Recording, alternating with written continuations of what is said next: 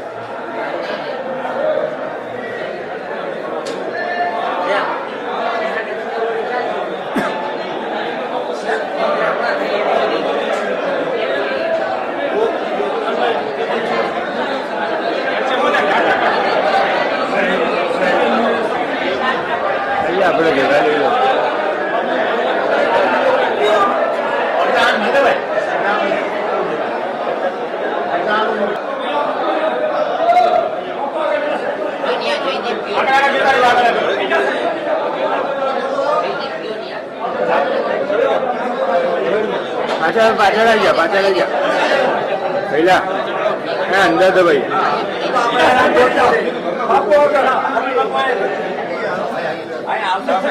આગળ ઓઠવાઈ જાવ બધા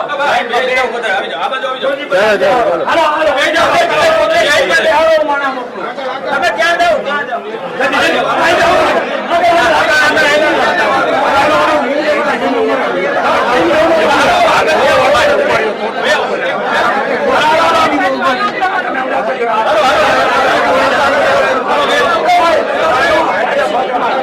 બધું રેડી છે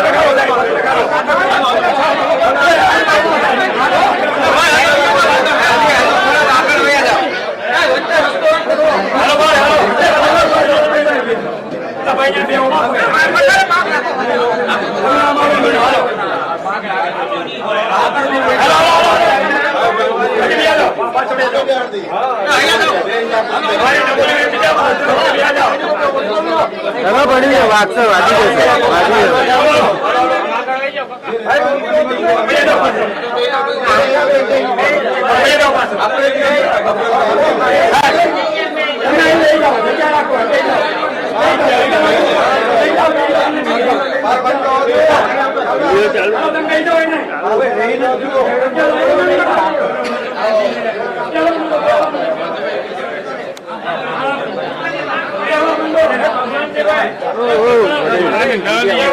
મારે ચાલુ આગળ ઉપર મારા આગળ આવશે એમ કહું છું આ નહીં જોવાનું અહીંયા નહીં આવે આગળ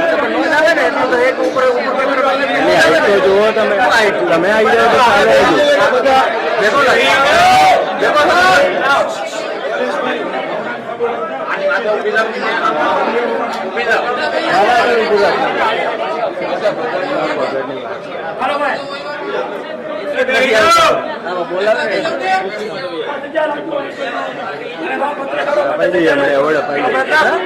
એવડે પાઈએ આયા તમે બહુ આભાર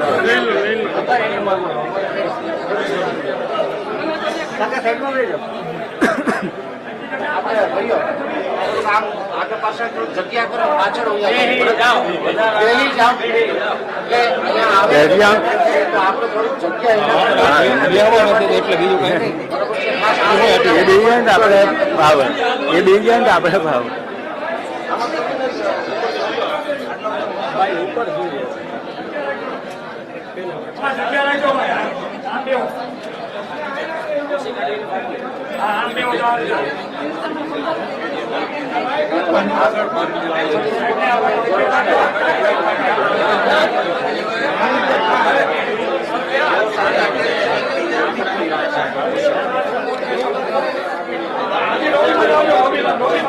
Thank you.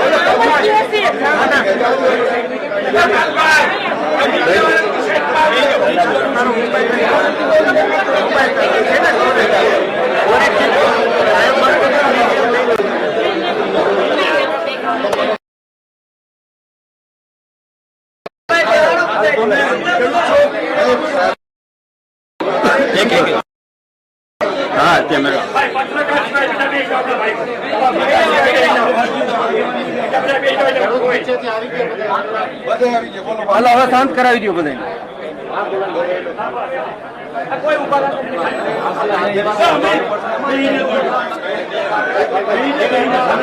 ઓ મેડમ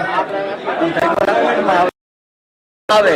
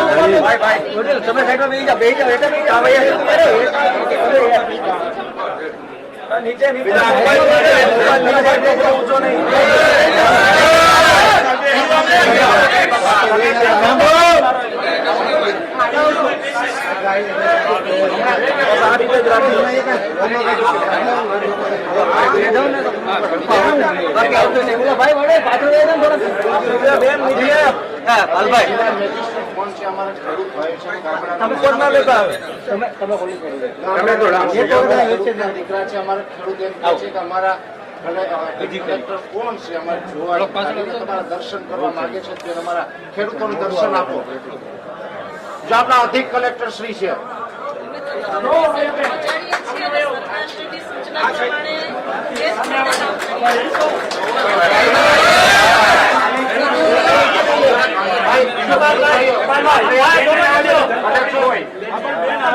કલેક્ટરશ્રીની ઓફિસમાં છે એટલે આપણે કોઈ અવાજ ન કરાય.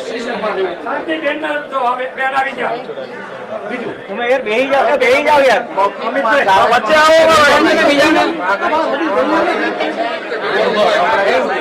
આવો પરેશભાઈ પડી જાઓ પરેશભાઈ એકદમ શાંતિ સાંભળો. એક મિનિટ આપણી વાત જે થાય ને એકદમ શાંતિ હશે તો આપણે રજૂઆત કરીએ.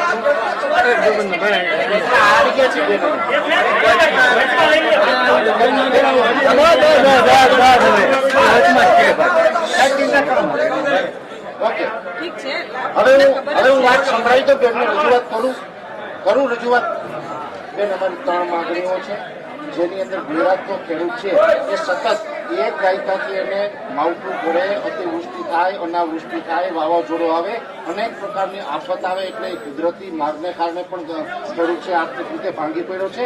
સાથે જે પોષણક્ષમ ભાવ મળવા જોઈએ એ છેલ્લા 1 દાયકાથી કોઈ સંતોષકારક ભાવ નથી મળી રહ્યા.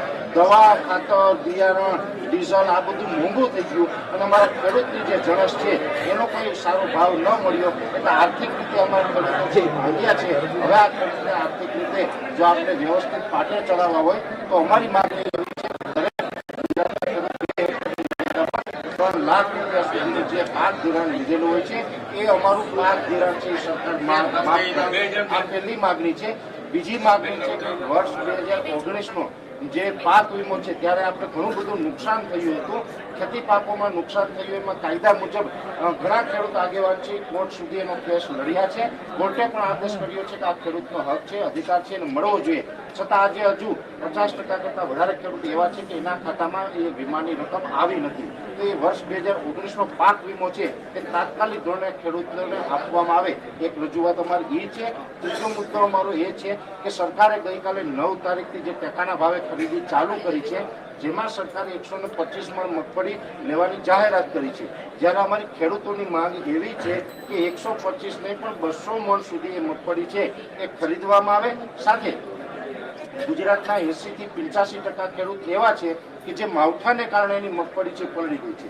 બેન, અત્યારે પલળેલી મગફળી છે એનો જે માર્કેટ વેલ્યુ પ્રમાણે ભાવ છે ને એ લોકો એની મરજી મુજબ માગી રહ્યા છે. એટલે ખેડૂતોની જે મજબૂરી છે એનો લાભ અમુક લોકો ઉઠાવી રહ્યા છે. એટલે 300 થી 400 રૂપિયા પ્રતિ મણમાં ખેડૂત પાસેથી મગફળી પડાવવાનું અત્યારે ષડયંત્ર ચાલી રહ્યું છે. એની જગ્યાએ સરકાર છે જે આપણે લોકશાહીની અંદર જેને માય બાપ કહીએ છીએ, તો આ સરકારે અમારી પલળેલી મગફળી છે એ પણ ટેકાના ભાવે ખરીદી લેવી, આવી અમારી આ 3 માગણી છે. આ 3 માગણીનું જે અલ્ટિમેટમ છે, આ અલ્ટિમેટમ અમે લઈને આવ્યા છે. આ જે અમારો 12 દિવસનો સમય છે, આ 12 દિવસના સમય મર્યાદામાં જો અમારી માંગો સંતોષાશે નહીં તો આ ખેડૂત છે જગતનો તાતનો જે આદેશ થશે એ મુજબ અમે ઉગ્ર કાર્યક્રમ તરફ જવાના છે.